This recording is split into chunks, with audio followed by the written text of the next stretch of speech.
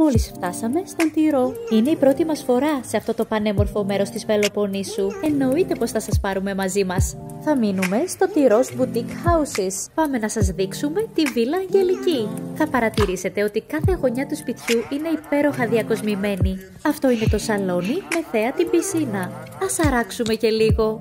Και ελάτε να δούμε τα υπνοδωμάτια. Μας άρεσε απίστευτα η διακόσμηση αυτής της κρεβατοκάμαρας. Hello και από εδώ! Δεν είδατε το καλύτερο, τη θέα στην πισίνα. Πριν βγούμε έξω όμως, δείτε και αυτή την κρεβατοκάμαρα. Είναι κάποιες λεπτομέρειες στη διακόσμηση, όπως αυτή εδώ, αλλά και εδώ, που μας άφησαν με τις καλύτερες εντυπώσεις.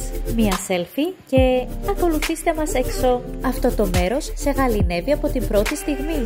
Ανυπομονούμε για το πρώτο μας μπανάκι. Μείναμε λίγο στον ήλιο για να τον απολαύσουμε και έπειτα ακολούθησε το πρωινό μας γεύμα. Όπως βλέπετε, είναι ένας επίγειος παράδεισος. Πείτε μας τις εντυπώσεις σας στα σχόλια.